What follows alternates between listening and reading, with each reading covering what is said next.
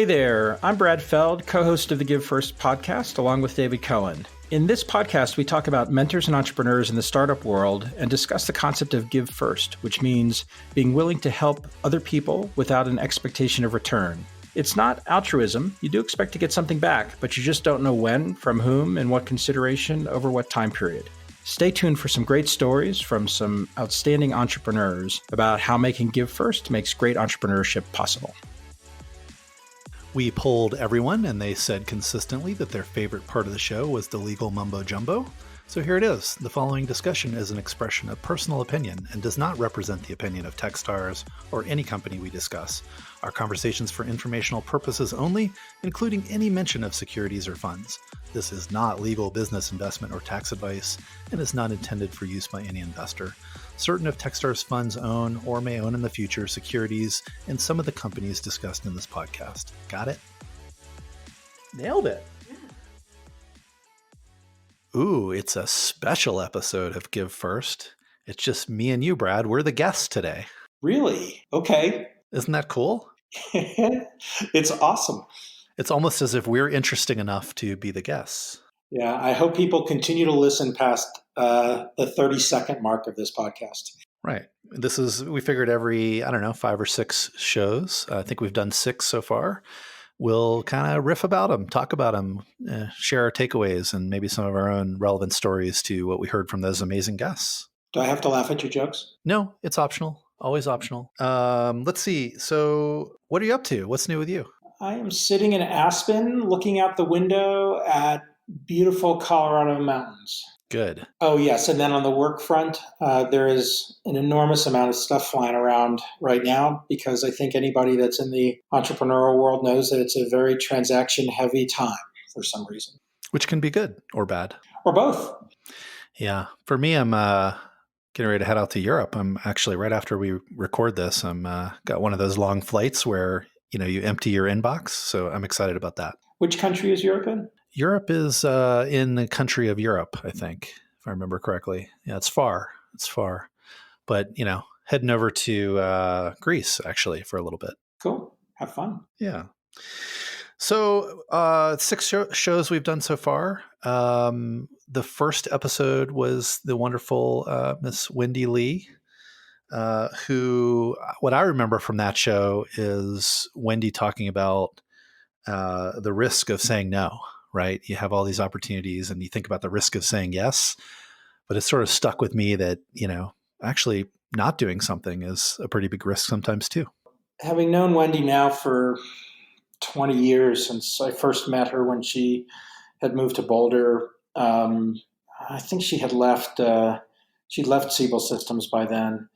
One of the things that's amazing when you listen to Wendy talk is the level of humility she has with her journey. Which is something else that I find really refreshing from many people in mentorship roles where they're always still learning. And even, when she was describing the anecdote about saying no, it almost sounded like she was relearning it again, which made me smile. I really liked it. Yeah, it's been really fantastic to have her around Techstars on the board for many years. And I know I learned a lot from her too. So if you haven't caught that episode, definitely would recommend you go check it out. But, Wendy's seen so many different things in her career, right? She's been in the big companies and little companies. And I think her perspective is super interesting. Well, I think the geographic perspective is useful too, because her range of experiences and where she's really spent her time, today in Colorado again, but, a long tour of duty in Cincinnati with Centrifuge. And then prior to that, a bunch of time in the Bay Area. And so the ability to really, get a view of entrepreneurship from multiple different startup communities is powerful. The other thing I'd say about the episode, since it was our first, is I've been reflecting as I listened to each episode. When we did Wendy's, it was literally the very first time you and I had done a podcast together. We've both been on lots of podcasts, but being in the hosting shoes is a totally different thing. And as I listened to it, I cringed some with our own performance and sort of our stiffness around it. And my sense that we probably have to do 20 or 30 episodes before we really hit our stride. And that's a powerful thing to remember when you're trying something new, even if you have had a lot of success and done a lot of different things and been in a lot of different contexts. And so approaching this whole podcast thing with beginner's mind was, I was reminded of that when I listened to the one we did with Wendy. Yeah, exactly. Same thing. Like the sixth one was better than the first one, but probably still not good. So we're figuring it out. And we do have an email address, podcasts@techstars.com. People have been sending us feedback, do more like that or less like that. Stop telling dad jokes, Cohen. They say things like that. But that's how you learn. So hopefully we'll keep improving it. And I agree, it's going to be 30, maybe 50 before we really get our rhythm, and trying to learn from the best, right? We're taking some notes from Harry Stebbings and doing more research about the guests ahead of time and really getting, more questions to ask them. I think we did well with that with T.A. McCann, for example, to get Bruce Necht, who wrote the book that T.A. was in, to sort of ask some questions that were really, really relevant. So we'd love more feedback at podcasts@techstars.com. Big call out to Casey as well, who's I don't know what the right word is, but the person who is making all of this happen on the Techstars side, production executive coordinator. How's that? I just made that up. She's the CEO of the podcast. But Casey, if you're listening, you're doing awesome, helping us not be terrible. She is doing awesome. In fact, I just recorded a nice new legal intro for her and mentioned her that she was making me do it. So that was fun too.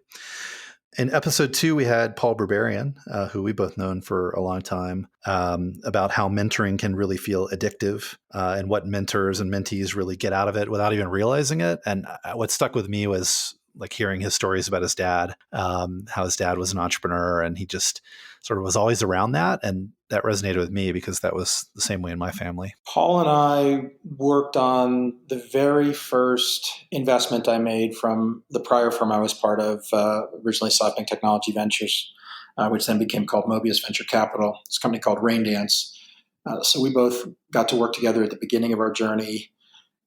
We are both working together today on Paul's company, Sphero, which was a Techstars company, I think in the third Techstars program in Boulder. One of the things that's been interesting about Paul and my own experience with him working together is it's the epitome for me of peer mentorship.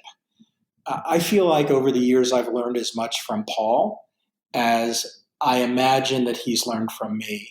And I can't actually say what he's learned from me. He'd have to be the one that says what he learned, but he sort of brings that across well in the podcast as well. He's still an entrepreneur who is learning a lot from other mentors around him, but at the same time, he provides extraordinary mentorship back. And as you get to that place where you've worked together for a very long time, the mentor relationship changes, and it's not mentor-mentee, but it's mentor, mentee, whatever you want to call it, or just pure mentorship where you're both interacting with each other and learning from each other on this journey through life. And that journey, you never know where it's going to take you. Today I'm fortunate enough to work with Paul also and talked to him for an hour yesterday. And, he's an idea a minute guy, right? He talked a little bit about that too. Has lots of new ideas all the time. I know you have that. I have some of that affliction as well. It's interesting to hear as we got to TA later in a later episode, T.A. McCann talked a lot about how he deals with an idea a minute and his attendee system. So I think that was episode 5, but I thought that was one of my favorites because they're all fun, but that one was really cool. Like talking about sailing and what he learned from sailing. This is T.A. McCann. And how that influenced his thinking about being an entrepreneur was just really fascinating to me. TA and I ran the Madison Marathon together, 4 or 5 years ago. As we ran it, it was through the University of Wisconsin Madison campus, was maybe a third or a half of the marathon. And I got to hear, that was where TA trained for, he's a swimmer and trained for a bunch of time. And then some of the training that he did on the sailing side was in the general area.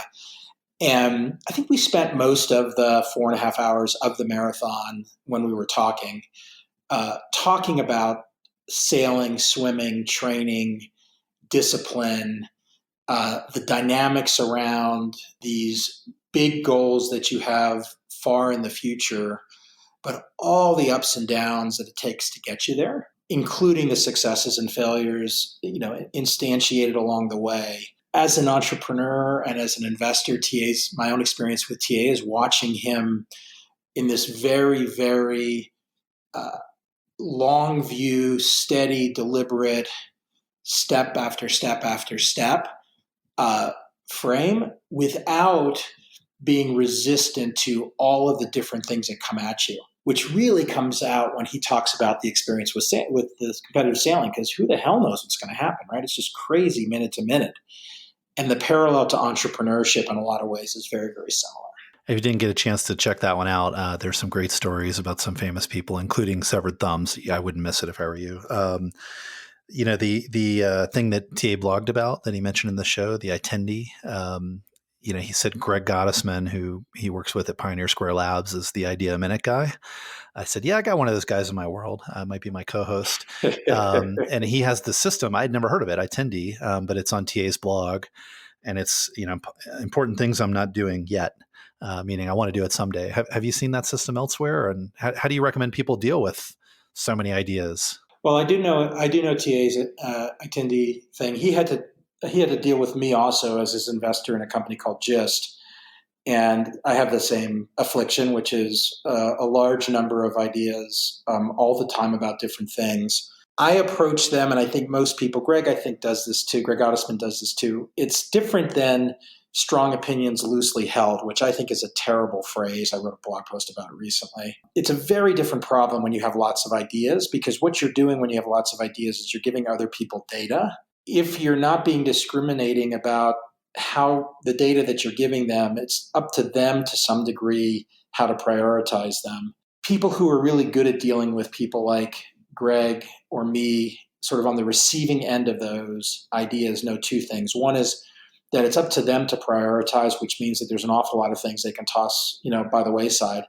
The other is that the vast majority of the ideas aren't good ones. Right? They're ideas. They're not assertions. They're not truths. They're not facts. They're just ideas.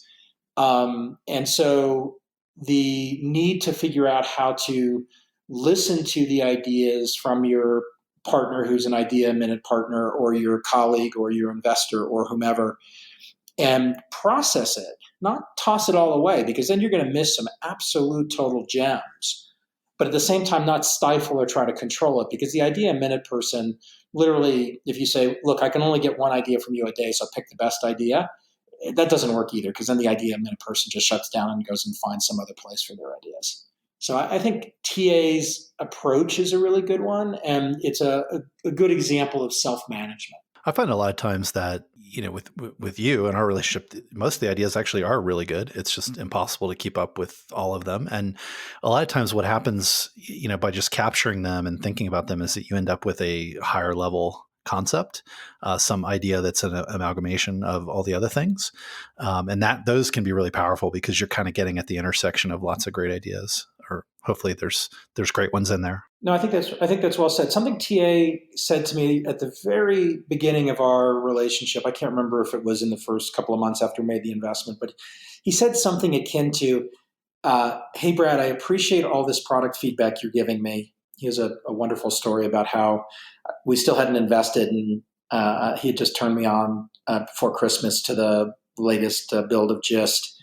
And on Christmas Day, I sent him like 15 emails with product feedback. And I think it still amuses him to this day. And I explained to him that as a oppressed Jewish kid who never had Christmas, what I prefer to do is play with software on Christmas Day when everybody else is opening presents, because that's a really joyful thing for me to do. And he asked me, he said, you're giving me all this product feedback. What do you expect me to do with it? Do you want me to prioritize it? Is it important to you? How do you think about it? And I said, I'm just giving it to you, stuff I see. It's up to you to do whatever you want with it. And you're the CEO. I trust you as the CEO to do whatever you want with it. If you don't want me to send it to you, or you want me to send it to somebody else because it's distracting you, just tell me where to send it. If you want me to put it in a database, I'll put it in a database. If you want me to not do it anymore, I'll go play with somebody else's software.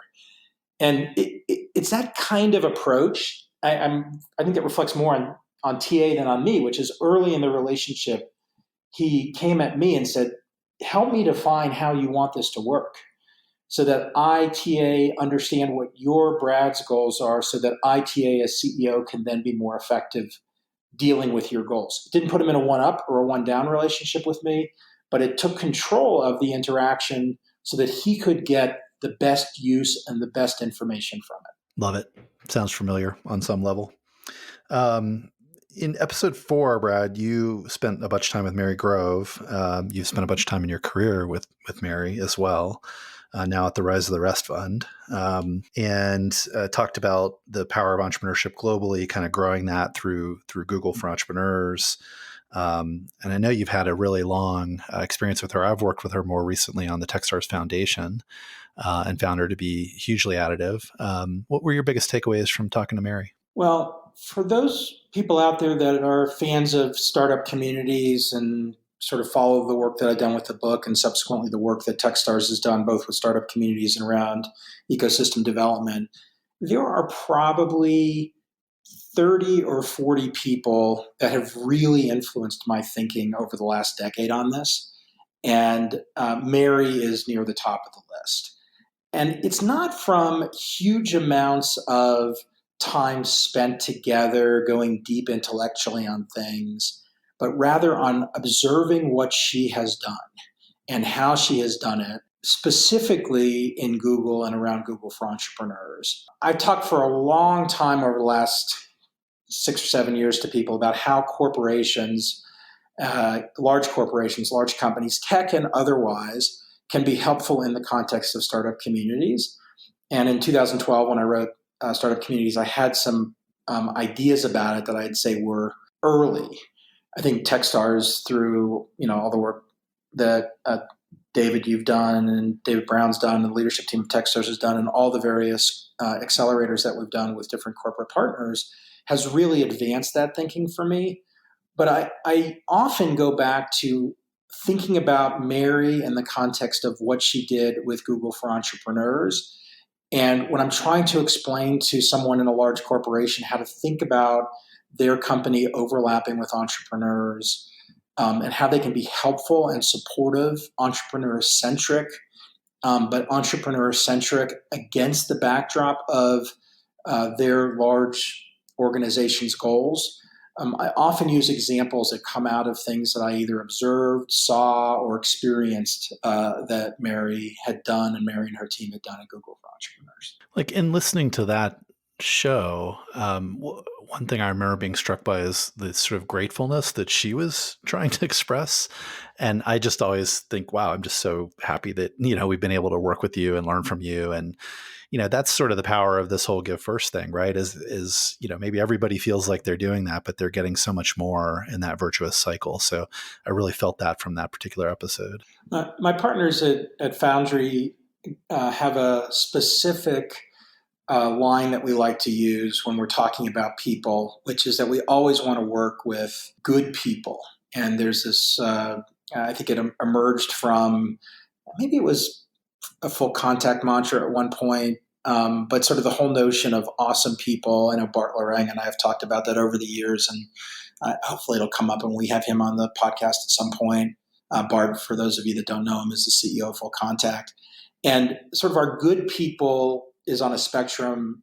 For us, good people is price of admission. We think, we like to think we're good people.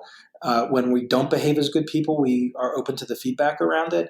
But we're really trying to work with other good people. And really, we're trying to work with awesome people. And one of the attributes of awesome people in our frame of reference is that they're appreciative of the experiences that they get.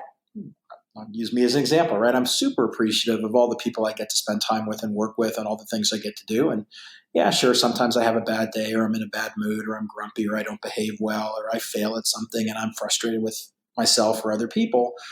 But this idea of always trying to be an awesome person and surround yourself with awesome people, it comes back to the thing I said at the very beginning. I think about Wendy. It's just this notion of humility, this appreciation of the ability that our time on this planet, we get to work with each other on these super interesting things. We are awesome, aren't we? Speak for yourself. Is that the humility you're talking about? Yeah, speak for yourself. See, that was. But you're right. Being around all that. I mean, at Techstars, we call it. I saw what you did there. Did you? Maybe that was one of those dad jokes that Casey doesn't like. I'm not sure.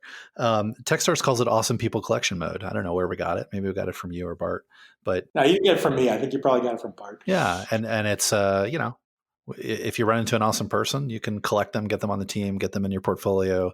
Then you just have more awesome people that you're around. And I agree that sort of that feeling of like thankfulness, gratefulness that you get back from them is one of the attributes that they seem to have.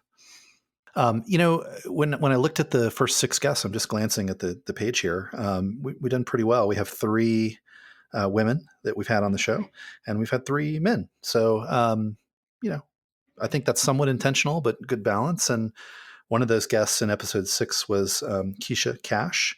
And we talked with her about mentorship and the opportunity to learn from her mentors that allowed her to get into investing. She talked about a particular mentor that, much like Paul Barbarian talked about Jack Tankersley, she said this person really opened the door for her to become an investor. And of course, that's had downstream impact on diversity and inclusion in the world, because Keisha is now investing in so many people and creating so many opportunities herself. So that was a fun one that I enjoyed. And of course, I know you've done a lot, Brad, as well, to promote diversity and inclusion. And I think this is something that is worth a listen if you haven't had a chance to hear episode 6. I think in addition to sort of the notion of promoting diversity and inclusion, I think it links directly into the idea of mentorship and this notion that anybody who is experienced should try as part of their energy to be as inclusive as they can of other people that are trying to get into the industry that they've got experience in. And it applies to venture capital, applies to entrepreneurship, applies to a bunch of different things. And I think that one of the central tenets of startup communities is this idea of being inclusive of anyone who wants to engage at any level. But more importantly, as a mentor, it's been very powerful and very satisfying to me, both emotionally but also intellectually in terms of my own learning feedback loop, to mentor some younger women who are trying to get into the venture community or are early as venture capitalists. We've been very supportive of All Raise since they started, both functionally and financially. And one of the things that I've gotten to do as part of that is every quarter, I get assigned by All Raise a female VC, all different experiences. They do a good job of matching them up with domains where I can be helpful from a domain perspective. And in that mentoring activity, it's not that I'm talking to the person or trying to teach them anything or just being a network connector for them. But it's a committed, engaged relationship where we spend time talking about specific things that they're struggling with, that particular VC is struggling with in a confidential environment. So I just had one of these calls the other day, so it's fresh in my mind. And it reminds me of the importance of 2 things as a mentor. One is to listen well to the person to understand their context and their reality, because it may be very different than one's own, my own context and reality. And then the flip side is sort of as I engage in that, or in this particular conversation, as I engage in the feedback, I actually learned a bunch from the person who I was mentoring based on some dynamics that she was encountering that didn't ever occur to me as a middle-aged white guy. So again, this idea of this feedback loop, where as a mentor, you can learn a lot from the mentee, especially when you open your aperture to be more inclusive of other types of people versus just people that find you or that you find randomly. So what point, Brad, do you think we go from middle-aged white guy to kind of old white guy? I mean, is there a moment when that becomes very real for us? I started to feel like I'm in that shift. It's like all the injuries you get every day. Yeah. Please don't tell my parents because I don't think my mom wants to think of me as old yet. Yeah, well, but there is a moment. For me, I have this like Achilles pull. Like every time I go to play tennis, I'm like, limping around, injuring myself somehow. So I'm getting there, I think. I think that has less to do with the age spectrum and more to do with just being whiny. Is that what it is? So I could work on that then. I can't work on the age, but I can work on the whiny. Stretch more. The age will advance a day at a time. Right. Just stretch more. Even though day is a completely artificial construct, as you know. Indeed. Let's see. You talk about learning. You learn something from sort of the interactions with female VCs or people dealing with different problems than you had. I learned from Troy. Troy Hanikoff. We did episode 3. Troy tells this amazing story, much better than I will hear in episode 3, about sort of got so much back from an entrepreneur that sort of viewed him as being helpful. Way more in his career, and that articulation of it was really amazing for me, because it was about Alex White and Next Big Sound, which was a company we funded, and how Troy's perception was that Alex had completely changed the trajectory of his life. And Alex sort of felt the same way. So bringing this whole thing full circle, this is the Give First podcast, right? And I think that key message that we're really trying to get through and bring out in these stories is that, by giving first, there's this cycle. It just escalates and comes back in totally unexpected ways. And I thought Troy did a great job of capturing that story, with Next Big Sound. I think Troy also has a couple of other good stories, one in the podcast about other people where he didn't have an economic relationship, but he still got back massive value that he didn't expect. And I think this is something that comes up all the time. I think we struggle, or people struggle sometimes with, well, how much energy should I put into something if I don't know what the economically defined outcome is going to be on the front end? And there is often magic that happens when you're willing to, across multiple people, across multiple, different contexts, and over time, put your own energy into things, but without having to find that transactional construct up front, right? That's the essence of Give First. But Troy's he's a great example of it, but very articulate about how that plays out and has played out in his own life. And then he translates it into lots of one-to-one behavior, of which I've seen and experienced and been involved in plenty of, but in some ways even more interesting, one-to-many behavior. Troy is worked very, very hard at doing content that's unique in very bite-sized chunks. And if you're an entrepreneur and you're sort of looking for very quick hit things, fundraising or pitching or positioning your company, Troy's done a really amazing job for the only reason of he experienced a ton of this and learned a ton from all of his experiences at Techstars MD in Chicago, and then just wanted to translate it more broadly to a bunch of people without knowing how it would play. And he's still so plugged in to Techstars, right? He's running math, but he's still showing up and, top mentor, and, you end up seeing him everywhere you go and very connected to the system. So it's a, sort of great relationship that just continues to develop over time, as the best ones do. So David, if I was listening to, if I hung in there for the last, 28 minutes that we've been at this, it would seem like we actually like these people a lot.